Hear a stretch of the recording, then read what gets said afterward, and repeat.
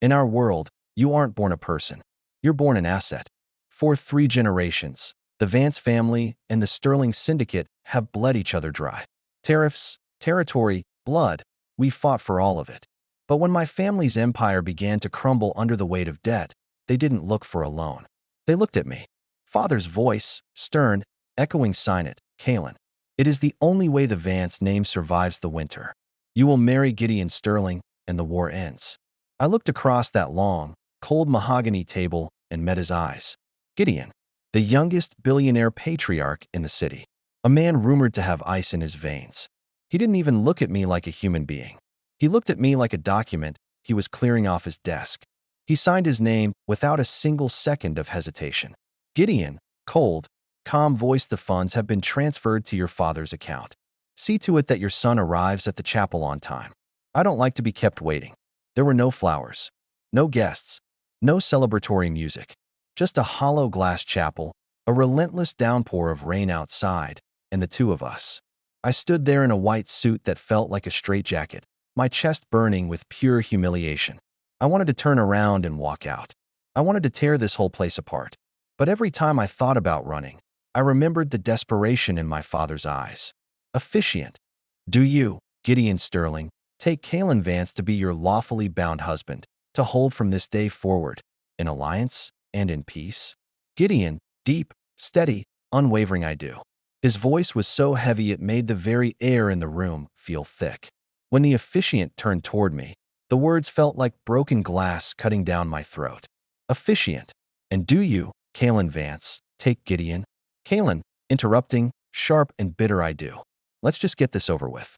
I reached out my hand, expecting him to barely touch me, to get the formality over with as quickly as possible.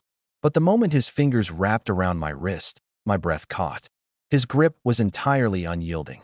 Not painful, but solid, like a cage clamping shut around me.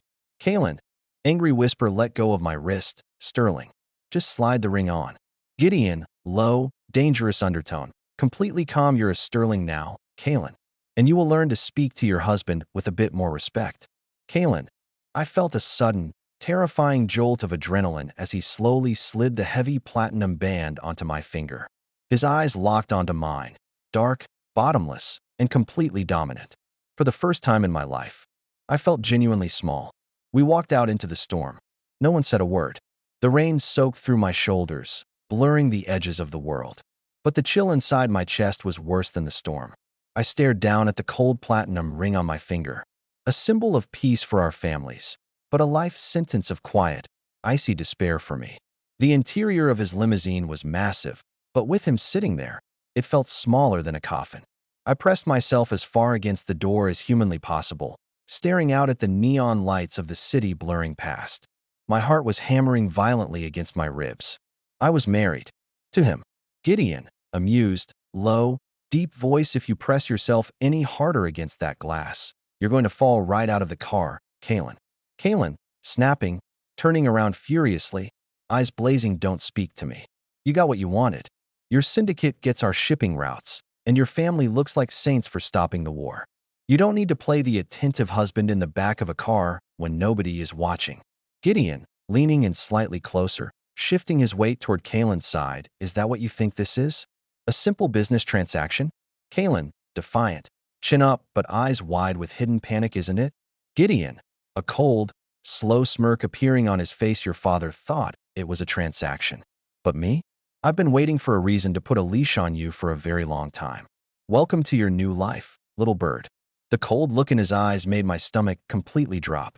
He wasn't just doing this for business. This monster. He was looking at me like he had finally caught the prey he'd been tracking for years. The limo ride felt like it lasted for agonizing hours, but eventually, the car stopped at the tallest glass skyscraper in the center of the city, Gideon's penthouse. Walking inside didn't feel like entering a home. It felt like stepping into a high-security cage. Everything was marble, glass, and steel. Expensive, flawless, and completely devoid of warmth. Just like the man who owned it. Gideon, calm, echoing voice, "Your things were moved here this afternoon. Don't touch anything in my private study, and don't make a mess. Otherwise, feel free to make yourself comfortable." Kalen, muttering, bitter and sharp, "Comfortable? In a place that looks like a corporate museum? Right. I'll just find the guest bedroom and stay out of your way. He didn't even bother to answer me. He just kept walking down the long, dimly lit hallway, leaving me to follow his shadow like a prisoner being led directly to a cell. Kalen, spoken, completely losing his cool, voice cracking slightly, "Are you out of your mind? Where's the guest room?" Gideon, unbothered, flat, deadpan voice, "This is the master bedroom. There are no guest rooms. I don't entertain guests." Kalen, voice raising in sheer panic, "There is only one bed." Gideon, a single mattress. "I am not sharing a bed with a Sterling. I'd rather sleep on the living room floor." Gideon, turning around slowly, looking down at him with an icy stare. "The floor has built-in sub-zero cooling panels. Kalen, you'll freeze by 2 in the morning. Stop throwing a childish tantrum. This is my house, and that is the bed. You can sleep on your half, or you can sleep in the hallway. I really don't care what you choose." Kalen, he started unbuttoning his cuffs like this was the most natural thing in the world. My face was burning so hot I thought I'd melt right there. He was entirely unfazed, while I was practically vibrating with pure, unadulterated rage. I didn't sleep in the hallway, but I didn't give up my dignity, either. I gathered every single throw pillow, body pillow, and extra blanket I could find in the master closets and built a literal wall down the exact center of the mattress. A total demilitarized zone. Kalen, spoken, breathing heavily, pointing defensively over the barrier. "Cross this line, and the truce is officially over. My family will go back to war with yours, I swear it." Gideon, sighing, a deeply amused, low rumble in his chest. "You are incredibly childish, Kalen." Kalen, snapping, pulling the blankets up. "Shut up and turn off the lights." The lights clicked off, plunging the massive room into deep shadow. I lay there, curled into a tight ball at the absolute ragged edge of the mattress, clutching a single pillow to my chest like a shield. The room was completely silent, but I could hear the steady, agonizingly calm rhythm of his breathing on the other side of the wall. Even in the dark, I felt like his eyes were cutting right through the pillows, watching me. Watching and waiting for me to finally drop my guard. I pride myself on being a light sleeper. In my family, you have to be if you want to stay alive. But that night, pure exhaustion must have completely taken over my body. When I finally blinked my eyes open, the room was filled with warm, golden morning light, and my body felt heavy. Trapped. I looked up, and my heart completely stopped. My pillow fortress had completely failed. Sometime during the night, I had rolled over. My head was resting directly on his bare chest. I could actually hear the steady, calm beat of his heart. And worse, his arm was locked tightly around my waist, pulling me against him like a blanket. Kalen, whispering, panicked, and completely flushed. "Let go. Let go of me, you giant idiot." I carefully, painfully slipped out from under his heavy arm, my face burning a furious shade of crimson. He didn't even wake up. I grabbed my clothes and bolted out of that room before he could catch me looking like a trembling mess. I changed into a hoodie that was way too big for me and stomped into the kitchen. I was starving, angry, and completely embarrassed. I expected to find a professional chef, or maybe just a cold, dismissive note left on the counter. Instead, I found him. Gideon was already awake, dressed in a crisp white shirt with his sleeves rolled up. And he was cooking. The ruthless head of the Sterling Syndicate was calmly sliding a plate of perfectly cooked eggs, toast, and a hot cup of coffee right toward me. Gideon, calm, deep, steady voice, "Eat. I don't need my new husband passing out from low blood sugar on day one. It looks bad for the family image." Kalen, glaring fiercely, arms crossed tightly over his chest, "I'm not eating anything you made. For all I know, you poisoned it to get your hands on our shipping routes early." Gideon, setting his spatula down slowly, looking at him flatly, "If I wanted you dead, Kalen, I wouldn't waste my time using expensive imported coffee beans to do it. Just sit down and eat." My stomach betrayingly growled incredibly loudly right then. Defeated and humiliated, I picked up the fork and took a spiteful bite, fully planning to tell him it tasted absolutely terrible. But it didn't. It was amazing. The eggs were perfect. The coffee was exactly how I liked it. I froze, staring down at the plate in complete shock. Kalen, muttering, chewing slowly, trying to look unimpressed. "Where did you learn to cook like this? Rich bastards like you usually don't even know how to turn on a stove." Gideon, taking a slow sip of his coffee, looking down at him. "When you live alone long enough, You learn to rely on yourself. Do you like it? Kalen, looking away quickly, a heavy blush spreading across his cheeks. It's fine. It's just food. Don't flatter yourself. I looked up through my bangs, expecting him to be smirking or mocking my reaction. But he wasn't. For a split second, the cold, ruthless billionaire mask completely slipped away. He was just watching me eat with this quiet, intensely protective look in his eyes. It lasted for only a fleeting second before his expression hardened again, but it was enough to make my chest tighten. Who exactly did I just marry? The fragile peace of our morning didn't last long. By afternoon, reality came crashing back down. Tonight was the grand media gala, the official public debut of our forced marriage. The entire city's underworld and elite aristocracy would be watching us under a microscope, looking for any sign of weakness, any proof that our alliance was a sham. Kalen, muttering, tugging at his collar aggressively. Damn it. Why won't this stupid thing just tie correctly? Gideon, stepping up closely behind him, his deep voice vibrating near Kalen's ear. Stop pulling at it. You're going to rip the silk. Hold still. I froze as his hands came over my shoulders. In the mirror, I watched him effortlessly loop and tighten the bow tie.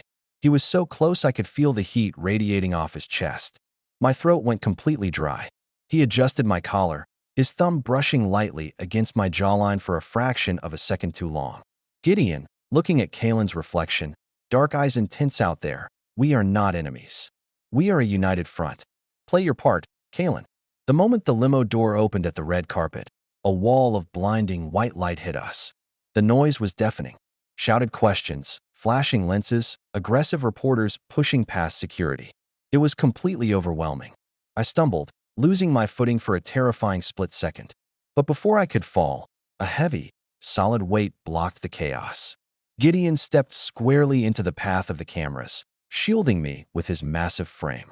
His strong arm locked tightly around my waist, pulling me flush against his side with unyielding authority. Gideon, deep, commanding voice to the reporters, moved back. Give my husband some space. My heart hammered violently against my ribs, not from the crowd, but from the terrifyingly protective way he held me. He didn't let go of my waist until we safely crossed the threshold of the grand ballroom. The gala was a masquerade, a room full of monsters hiding behind beautiful, golden silk masks. Orchestral music swelled through the high arches of the ceiling, and before I could even process the crowd, Gideon took my hand, pulling me directly onto the polished marble dance floor. Kalen, whispering, breathless, glared up through his silver mask. What do you think you're doing? I don't want to dance with you. Gideon, pulling Kalen significantly closer, spinning him smoothly into the rhythm of the waltz. The cameras are watching from the balconies. Little bird. Look like you love me. He guided me effortlessly across the floor. One of his hands gripped mine firmly, while his other hand rested flat and possessively against my lower back, pulling me so close our chests practically touched. I looked up into his dark, hidden eyes behind his black mask, searching for the cold syndicate boss I was supposed to hate. But as the music swelled and his grip tightened around me, my chest thwacked with a sudden, terrifying realization. The wall of pillows in his bedroom had been easy to build, but this? The way my heart skipped a beat when he looked at me like this? This was a trap I didn't know how to survive. Gideon, leaning down, his voice a low, dangerous whisper against Kalen's ear. Careful, Kalen. Your heart is beating incredibly fast. Are you really that afraid of me? Or is it something else? I stared at him, completely speechless, completely trapped in his arms as the music faded to black. I couldn't take the suffocating heat of the ballroom anymore.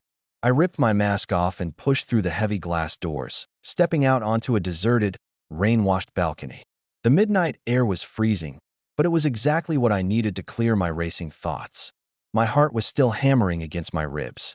Gideon, stepping out onto the balcony, his voice surprisingly soft. You left the floor right when the press was taking photos. Kalen, turning around defensively, biting his lip. I don't care about the press, Gideon. And I don't care about this fake arrangement. Why are you acting like this? The protective acts, the cooking, the dancing, you're supposed to be my enemy. Why make it harder for me to hate you? Gideon, walking up to the railing, staring out at the vast city lights. Because I never considered you my enemy, Kalen. Our fathers wanted a business transaction to end a war. But I agreed to this marriage for a completely different reason. I stared at him, completely stunned. For the first time, his voice wasn't cold or commanding. It was heavy with a raw, quiet sincerity that caught me entirely off guard. Gideon, turning to face Kalen, stepping directly into his space. I've watched you for years, Kalen. Fighting so hard to carry the weight of your family's failing empire all by yourself. You built walls around yourself to survive. But you don't have to fight alone anymore. I don't want a trophy husband, and I don't want a prisoner. I want you. As my equal. The breath completely left my lungs. I looked into his dark eyes, searching for a lie, a trick, a syndicate plot. But there was nothing but a fierce, unwavering devotion staring back at me. The icy mask he wore for the world was completely gone, melted away just for me. Kalen, spoken, his voice trembling slightly, but a small, defiant smile hitting his lips. You're incredibly arrogant. You know that? If we're going to be equals, that means you don't get to order me around. Gideon, a genuine, soft chuckle escaping his chest as he gently cups Kalen's cheek. Deal. As his hand warmed my cheek, the cold platinum ring on my finger didn't feel like a life sentence anymore. It felt like a beginning. The war between our families was finally over, and a completely new chapter had just begun.